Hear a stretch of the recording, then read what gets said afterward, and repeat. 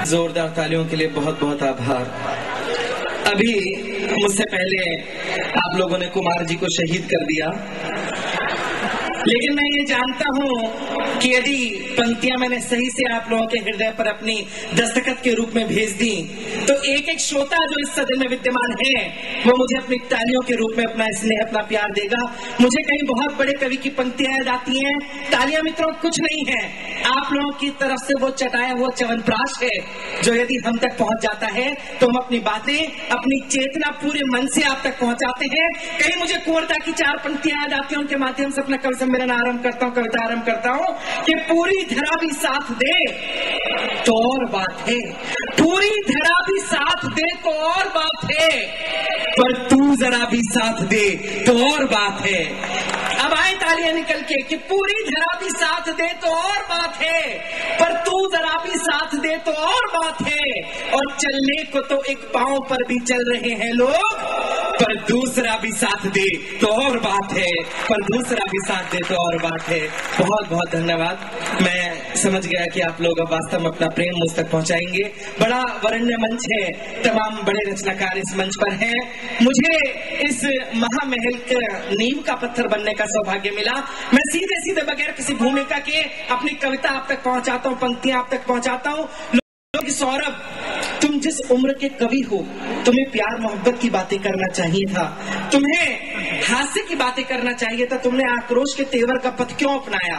तब मैं एक बात कहता हूं कि हमारे मुल्क में केवल 10 आतंकवादी आते हैं मित्रों नाव के माध्यम से, तब हमारा इतना बड़ा मुल्क, हमारा इतनी बड़ी सत्ता, हमारा सुरक्षा तंत्र उन 10 आतंकवादियों से युद्ध लड़ता है और युद्ध हम लोगों को 3 दिन तक चलाना पड़ता है। उसके बाद भी एक आतंकवादी उनमें से बच जाता है जिसको हमारे सुप्रीम कोर्ट के आदेश के बाद आज तक फांसी पर नहीं लटका पाए। तब एक युवक को आकर के यहाँ पे आक्रोश के तेवर गाने पड़ते हैं, आपको वो जगाना पड़ता है।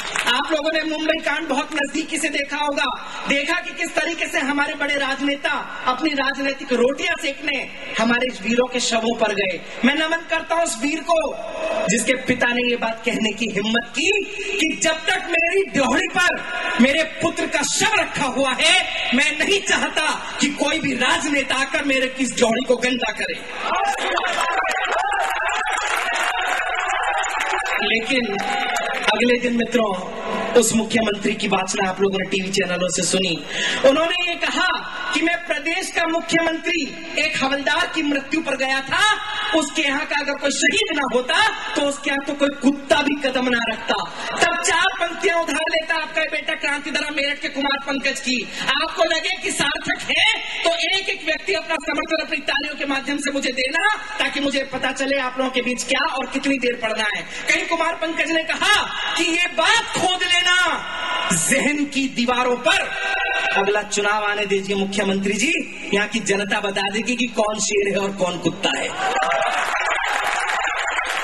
ये बात खोद लेना जहन की दीवारों पर, खुद गर्ज सियासत की कमजरफ मीनारों पर, बेशक रहे अंधेरा उनकी कब्र पे लेकिन कुत्ते नहीं चढ़ेंगे शेरों की मज़ारों पर, कुत्ते नहीं चढ़ेंगे शेरों की मज़ारों पर, कुत्ते नहीं चढ़ेंगे। आप लोगों की तालियां कमजोर थी मित्रों, कवि के कहने की शक्ति कमजोर करती है। मैं चाहता हूं एक बार पूरा पांडाल जोरदार तालियों तक मेरे तक आ जाए ताकि मैं मन से अपना कार्य पाठारण कर सकूं। भगवान पशुपतिनाथ के इस दरबार में पहली बार आने का सौभाग्य आदरणीय सुरेश जी के माध्यम से मुझे मिला। मैं सीधे सीधे काव्य पाठ आप लोगों के बीच पहुंचाता हूँ। आदरणीय सत्यनारायण जी यहाँ पर संचालन कर रहे हैं, उनका नेह दुलार मुझ तक पहुंचा, आप लोगों का प्यार मुझ तक आपकी तालियों के माध्यम से पहुंचा। 100 वर्ष पूरे हुए मित्रों वंदे मातरम गीत के लेखन को, तो हमारी सरकार ने निर्णय लिया कि पूरा हिंदुस्तान एक साथ मिलकर के वंदे मातरम गीत का गान करेगा। निर्णय लिया गया लेकिन चंद लोग खड़े हुए और एक पूरी की पूरी कौम को बदनाम करते हुए कहा गया कि हमारा मजहब हमारी कौम वंदे मातरम गीत का गान नहीं करेगी। तब उनसे पूछा ऐसा क्यों, तो उन्होंने कहा कि हमारे मजहब में इसको हराम बताया गया।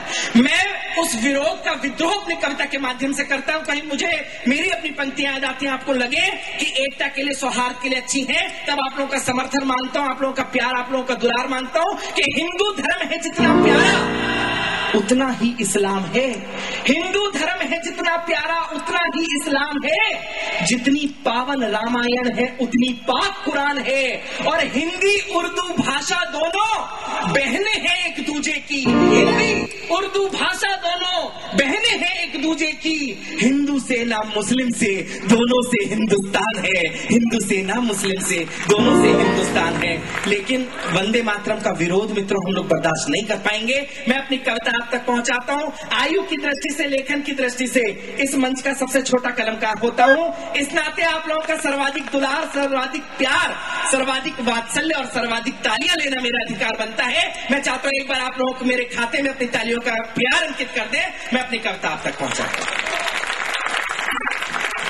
कि मजहबी कागजों पे नया शोध देखिए, मजहबी कागजों पे नया शोध देखिए, वंदे मातरम का होता विरोध देखिए। देखिए जरा ये नई भाषाओं का व्याकरण, भारती के अपने ही बेटों का ये आचरण, भारती के अपने ही बेटों का ये आचरण। वंदे मातरम नहीं विषय है विवाद का, वंदे मातरम नहीं विषय है विवाद का, मजहबी द्वेष का न ओझे उन्माद का। वंदे मातरम पे ये कैसा प्रश्न चिन्ह है, वंदे मातरम पे ये कैसा प्रश्न चिन्ह है। माँ को मान देने में औलाद कैसे खिन्न है, माँ को मान देने में। आपकी तालियां कमजोर हैं। मुझे एक बहुत छोटा सा दृष्टांत याद आता है। कहीं मेरे बहुत प्रिय कवि अशोक भाटी जी के मुंह से मैंने सुना कि एक बार जब कृष्ण बाल्यावस्था में थे तब उन्होंने देखा कि क्या कारण है। मैं जब जब माखन चुराने जाता हूँ, माखन खाने जाता हूँ, माँ यशोदा को पता चल जाता है और वो आकर के मुझे दंडित करती है। उन्होंने उस पूरी की पूरी घटना का सर्वेक्षण किया और ये जाना कि माँ ने चतुराई वश कुछ घंटियां उस छीके से बांध दी हैं जिस छीके में मक्खन की मटकी रखी जाती थी। कृष्ण जब जब जाते थे वो छीका हिलता था, मटकी हिलती थी, घंटियां हिलती थी। जिनका स्वर माँ के कानों में जाता था वो आकर के कानों को पकड़कर दंडित किया करती थी। कृष्ण उन तमाम घंटियों के सम्मुख गए और ये कहा कि मैं तीन लोक का नाथ कृष्ण तुमको ये आदेश देता हूँ कि जब मैं माखन चुराने आऊं तब तुम बजना मत। आश्चर्य की बात मित्रों ये थी कि उन घंटियों ने मौन धारण कर लिया। कृष्ण अपने तमाम बाल सखाओं के साथ उस कमरे में प्रविष्ट हुए। एक तीव्र हवा का झोंका आया, छीका हिला, घंटी हिली, मटकियां हिली, लेकिन कोई स्वर उत्पन्न नहीं हुआ। कृष्ण ने अपने मित्रों की पैड़ बनाई, स्वयं ऊपर चढ़े अपना स्पर्श दिया, लेकिन घंटियां नहीं बोली। कृष्ण ने मटकी का मर्दन किया, चारों तरफ छिटक कर फैल गया माखन, लेकिन कोई स्वर उत्पन्न नहीं हुआ। अंत में कृष्ण ने माखन उठाया और अपने होठों से लगाया। होठों से माखन का लगना था कि घंटियां जोर जोर से बजने लगी। माँ यशोदा के कानों में उन घंटियों के स्वर गए तो कक्ष का दृश्य बदल गया मित्रों। एक खंबे से नन्हे कान्हा को बांध दिया गया। कान्हा उन घंटियों की ओर प्रश्नवाचक मुद्रा में देखते हुए बोले कि मैंने तुम्हें मना किया था, तुम बजना मत, तुम क्यों बजी? तब बड़ी विनम्रता के साथ उन घंटियों ने उत्तर दिया कि नाथ आपके आदेश की अवहेलना करें ऐसा हम घंटियों के वश में कहा। आप इस कमरे में प्रविष्ट हुए, एक तीव्र हवा का झोंका आया, मेरे बदन को छुआ, मैं बजना चाहती थी मैं नहीं बजी। आपने अपना स्पर्श मुझे दिया, मैं बोलना चाहती थी मैं नहीं बोली। आपने मटकी तोड़ी, मेरा अंतस्तक कांप गए, लेकिन मैंने मेरे होंठ नहीं खोले। लेकिन नाथ जब तीन लोग का नाथ स्वयं भोग लगाए तो ऐसे कैसे हो सकता है मैं मौन धारण कर लूं? आपके सम्मान में बजना था इसलिए बजी। आप लोगों के सम्मुख कोई कवि आए, अपने मन के उद्गार रखे, माँ भारती की वंदना करे और आप लोगों के हाथ कहीं मौन धारण कर ले तो हमारे अंतस को चोट पहुंचती है। एक बार जोरदार तालियां मुझ तक पहुंचाएं ताकि मैं मन से अपनी बात आप तक पहुंचा।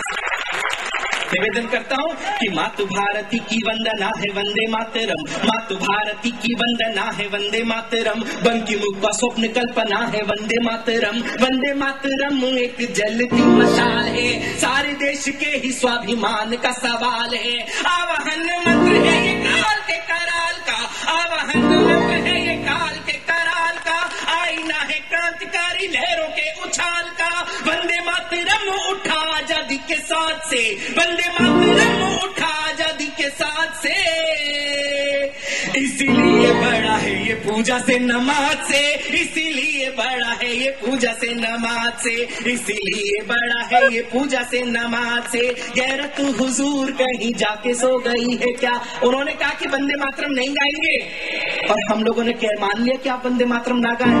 उन्होंने कहा कि हम लोग वंदे मातरम नहीं गाएंगे, तो हमारा नेतृत्व लाल किले की प्राचीर पर गया और उन्होंने कहा कि जो वंदे मातरम गाना चाहे गा ले और जो न गाना चाहे न गाए। मित्रों, हिंदुस्तान के लाल किले की प्राचीर से अगर कुछ कहा जाना चाहिए था तो केवल इतना कहा जाना चाहिए था कि हिंदुस्तान में रहना होगा तो वंदे मातरम कहना होगा। लेकिन हम लोग हमारे शौर्य को भूल गए। तब ये पंक्तियां लिखने का मन करता है, आप तक पहुंचाता हूं कि गैरत हुजूर कहीं जाके सो गई है क्या, गैरत हुजूर कहीं जाके सो गई है क्या, सत्ता माँ की वंदना से बड़ी हो गई है क्या, देश तज मजहबों के जो वशीभूत हैं, अपराधी हैं वो लोग ओछे हैं कपूत हैं, माथे पे लगा के माँ के चरणों की खाक जी, माथे पे लगा के माँ के चरणों की खाक जी, चढ़ गए हैं फांसियों पे लाखों अशफाक जी। वंदे मातरम कुर्बानियों का ज्वार है, वंदे मातरम कुर्बानियों का ज्वार है, वंदे मातरम जो न गाए वो गद्दार है, वंदे मातरम जो न गाए वो मैं चाहता हूं एक बार पूरा सदन मेरे साथ जय घोष करे, वंदे वंदे। इस सदन में मैंने प्रयास किया तो पूरा सदन मेरे साथ हो गया वंदे मातरम गीत के जय घोष के लिए, उसके गान के जय घोष के लिए। अगर ये प्रयास मित्रों हम लोगों ने लाल किले की प्राचीर से जाकर के किया होता तो ये मेरा दावा है, मेरा विश्वास है कि आज पूरा हिंदुस्तान के एक साथ खड़े होकर के वंदे मातरम गीत का गान करता। लेकिन हम लोगों ने ऐसा नहीं किया। तब ये अग्रिम पंक्ति आपको देता हूं। इस कविता के केवल 2 छंद शेष बचते हैं, ये आपके इस दरबार में पढ़ के मैं मेरा स्थान लेता हूं। आपका नेह, आपका दुलार, आपका प्यार मांगता हूं कि इसने बनाया चित्र उसने दी गालियां। लोग कहते हैं सौरभ तुम जाति से जैन हो। जैन अहिंसा का परिचायक है, प्यार मोहब्बत के गीत गाया करो, शांति की बातें करा करो, तुम्हें इस प्रकार की भाषा शोभा नहीं देती। लेकिन मैं एक बात कहता हूं मित्रों कि जैन समाज अहिंसक है, लेकिन क्षमा चाहता हूं जैन समाज नपुंसक नहीं है। यदि मां भारती के ऊपर कोई उंगली उठाए तो हमें उत्तर देना आता है। किसी शायर ने कहा, अब आए आपकी तालियां, कि अहिंसा के मसायल पर रजा अपनी भी रखते हैं, कोई बुज़दिल समझ बैठे दवा इसकी भी रखते हैं। अहिंसा के मसायल पर रजा अपनी भी रखते हैं, कोई बुज़दिल समझ बैठे दवा इसकी भी रखते हैं। धमाकों से तो ये दुनिया फकत इतना दिखाना है गांधी भी मगर हम हाथ में लाठी भी रखते हैं, गांधी भी मगर हम हाथ में लाठी भी रखते हैं। तब ये पंक्ति आपको पहुंचाता हूं, आप लोगों को लगे श्रेष्ठ है, तब आपका आशीर्वाद मांगता हूं कि इसने बनाया चित्र उसने दी गालियां, इसने बनाया चित्र उसने दी गालियां, आप बस किन्नरों से पीटिएगा तालियां, ऐसे दाग रोज कैसे साफ करते रहे, कब तक बदतमीजी माफ करते रहे, आखिरी चेतावनी है सुनो पछताओगे, आखिरी चेतावनी है सुनो पछताओगे, देखे वंदे मातरम कैसे नहीं गाओगे, क्षमा का कलश टुकड़ों में बांट देंगे हम, क्षमा का कलश टुकड़ों में बांट देंगे हम, गाया ना जो मातरम जीभ काट देंगे हम, गाया ना जो मातरम जीभ काट। ये अंतिम बंद देकर के मैं मेरा स्थान लेता हूँ। लोग कहते हैं कि अगर वीर रस का कवि आकर पाकिस्तान का नाम ना ले तो वो वीर गति को प्राप्त नहीं होता। मैं एक बात कहता हूँ मित्रों, यहाँ तक की टिप्पणियां मंचों पर आई कि अगर ये पाकिस्तान ना होता तो हम लोग वीर रस के कवि होते भी या नहीं होते, हमारे अंदर देशभक्ति होती भी या नहीं होती। तब एक व्यक्ति ने ये खड़े होकर कहने की हिम्मत की कि वास्तव में अगर हम देशभक्त हुए होते तो आज विश्व पटल पर ये पाकिस्तान ना हुआ होता। स्थितियां परिवर्तन करके मुझे स्थितियां याद आती हैं। उन दिनों राष्ट्रपति थे मुशर्रफ, एक आदमी पहुंचा दौड़ते दौड़ते, जनाब बहुत बड़ी बात हो गई, बहुत बड़ी बात हो गई। मुशर्रफ ने कहा क्या फजीता हो गया? बोला जनाब हमारे यहाँ एक कुतिया ने 6 पिल्लों को जन्म दिया है। बोला इसमें कौन सी बड़ी बात है, 12-12 को देती है। बोला ना जनाब बड़ी बात यह है कि वो सारे के सारे पाकिस्तान जिंदाबाद के नारे लगा रहे हैं। मुशर्रफ ने कहा तो बड़ा फजीता हो गया, आकर के देखना पड़ेगा। अच्छा क्या हुआ? व्यस्तताओं का दौर था, 7-8 दिन हो गए, 8वें दिन पहुंचे मुशर्रफ तो देखा वो सारे के सारे पिल्ले पाकिस्तान जिंदाबाद के नारे ना लगा करके हिंदुस्तान जिंदाबाद के नारे लगा रहे हैं। बड़ा गुस्सा आया साहबों ने, उन्होंने तुरंत तलब किया उस सिपाही को, बोले तुम तो कह रहे थे कि पाकिस्तान जिंदाबाद के नारे लगा रहे हैं, ये तो सारे के सारे हिंदुस्तान जिंदाबाद के नारे लगा रहे हैं। तब उस सिपाही के उत्तर पर मैं चाहता हूँ एक एक हाथ खड़ा हो जाना और तालियां मंच तक पहुंचाना। उस सिपाही ने कहा जनाब मैं बिल्कुल झूठ नहीं बोल रहा था, आपको आने में 8 दिनों की देरी हो गई और इस देरी में इन पिल्लों की आंखें खुल गई। आदमी तो आदमी, जब कुत्ते पिल्ले असलियत जानते हो तो हमें नाम लेने से कोई गुरेज नहीं होना चाहिए। अंतिम बंदे करके मैं मेरा स्थान लेता हूँ कि आस्थाओं के ये दृष्टिकोण कैसे हो गए, आस्थाओं के ये दृष्टिकोण कैसे हो गए, भारती के लाल सारे मौन कैसे हो गए, ऐसी नीचता के जो भी लोग सूत्रधार हैं, माँ की छातियों के दूध के वो कर्जदार हैं। कह दो उस आका से जो तुमको पढ़ाता है, कह दो उस आका से जो तुमको पढ़ाता है, बदतमीजियां नहीं जो तुमको सिखाता है। अब की लाहौर में तिरंगा गड़ जाएगा, अब की लाहौर में तिरंगा गड़ जाएगा, पाक को भी मातरम गाना पड़ जाएगा, पाक को भी मातरम।